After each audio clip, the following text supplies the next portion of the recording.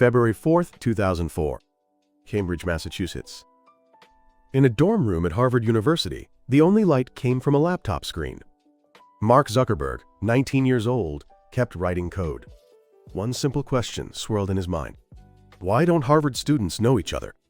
The moment it launched, registrations began to surge.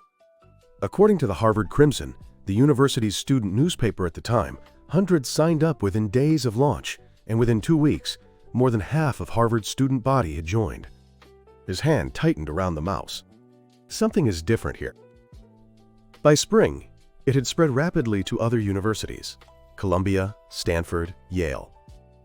Elite campuses were being Facebooked one after another. But Zuckerberg's real gamble was only just beginning. In 2004, Zuckerberg took a leave of absence from Harvard to focus on the business. As it turned out, he would never return. His destination: Palo Alto, California, Silicon Valley, the place where the world's brightest minds come to bet everything on a dream. In Palo Alto, one man was waiting for him: Peter Thiel, co-founder of PayPal.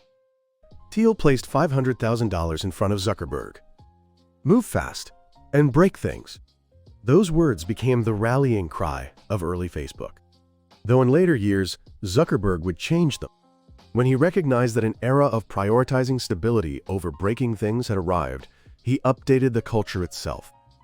But in the summer of 2004, that time was still far off. By the end of 2004, approximately 1 million users. By the end of 2005, approximately 5.5 million. By the end of 2006, approximately 12 million. Numbers don't lie. But the real test had not yet arrived. 2006. According to reports from the Wall Street Journal and others, Yahoo approached Facebook with an acquisition offer reportedly worth around $1 billion. $1 billion.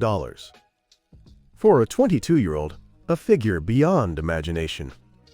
The board pushed hard for the sale. But Zuckerberg shook his head. Quietly, unmovably. The board members were furious. "It's $1 billion. Why would you turn it down?" Zuckerberg answered quietly. "Because Facebook isn't finished yet." He was afraid, perhaps. But more than that, he was certain. This will become something far greater. September 26, 2006. Facebook broke free from college campuses. It opened to anyone who met certain conditions, such as minimum age requirements. From that day, everything changed. 2008. Across many key metrics, Facebook surpassed MySpace and grew into one of the world's largest social networks. An experiment that began in a dorm room had come this far in 4 years. But his ambition would not stop. Connect everyone in the world. Those words were no longer just a dream. In 2010, the film The Social Network was released.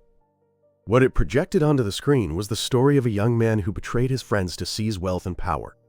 Zuckerberg watched the film. His reaction was never recorded, but he likely felt it. That person is not me. Lawsuits with co-founders. Criticism over privacy. Genius or monster. The world's eyes were fixed on him. April 2012. Zuckerberg set his sights on a company of 13 people. At the time of the announcement, the acquisition was reported to be worth approximately $1 billion, structured as a combination of cash and stock. That company was Instagram. Those around him tilted their heads. $1 billion for a company with 13 employees?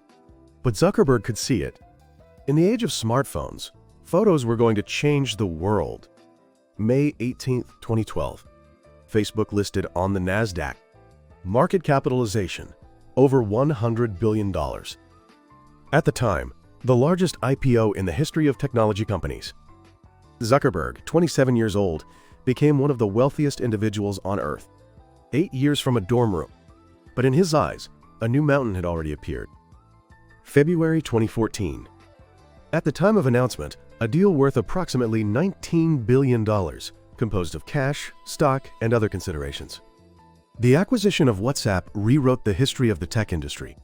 $19 billion for a messaging app? But Zuckerberg's calculation was different. Communication is the foundation of all connection.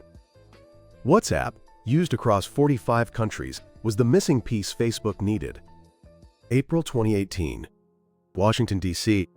Mark Zuckerberg testified before the U.S. Senate on April 10th and 11th, and before the House on April 11th. He was 34 years old. 5 years earlier, he had dreamed of connecting people across the world. But now, he was being called to account. The platform you built has damaged democracy. How do you explain that? The data of 87 million users had been used without their consent. He kept answering, "The responsibility is mine." October 28, 2021. Zuckerberg made a declaration to the world. Facebook is becoming Meta. The metaverse, a world where the boundary between the real and the virtual dissolves. He signaled his readiness to bet on an unseen future, committing to invest roughly $10 billion a year. But the world mocked him. In 2022, Meta's stock price collapsed by approximately 70%. A market cap that had once approached $1 trillion was dramatically cut down. The metaverse was a fantasy, many investors said, turning their backs.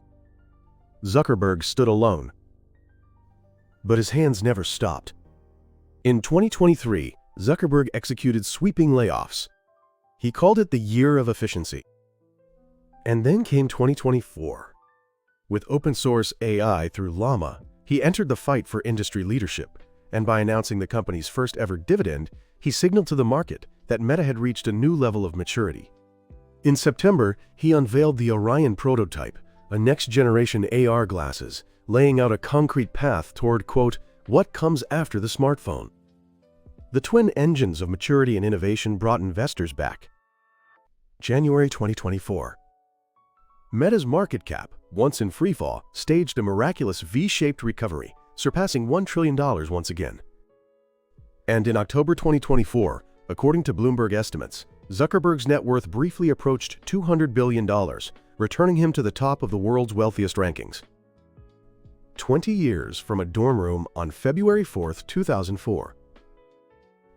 But history's true question lies beyond the numbers. At the same time AI accelerates, regulators across the globe are intensifying their scrutiny of Meta on grounds of privacy and competition policy. The next wall to growth is not just technology, it is the rules of society itself. So what can we learn from this story? Zuckerberg's 20 years teach us three things. The first, the decision of that 22-year-old to turn down Yahoo's roughly $1 billion offer was not mere greed. He believed in the value of being unfinished. Refusing to rush toward completion, protecting possibility, can sometimes be the greatest strategy of all. The second, move fast and break things, became an engine of growth. But it also collided with the wall of privacy, and he updated that very culture himself. Speed carries responsibility. The third, the pivot to the metaverse was met with ridicule. But it was by continuing to bet even through the collapse of 2022 that the comeback of 2024 became possible. History laughs at those who bet too early, then honors their foresight. A dorm room places no limit on the size of an idea. Now here's a question for you. History only speaks in outcomes, but those who lived it did not know the outcome. In that moment when 19-year-old Zuckerberg sat in his dorm room writing code, he knew nothing of a trillion-dollar future, or of a future where he would one day sit before Congress. If you held the conviction that this will become something far greater, could you turn down Yahoo's roughly $1 billion offer? And between moving fast and protecting what must never be broken, where would you draw the line? Let me know your thoughts in the comments. Thank you for joining me on this journey today. Here on Blueprint of Giants, we go deep into the moments of decision that moved the ages, from entrepreneurs like Zuckerberg to the great figures of history. This channel doesn't chase surface-level success stories. It explores the struggle and strategy beneath them. If that's the blueprint you're looking for, subscribe and leave a like and your thoughts in the comments. Until next time.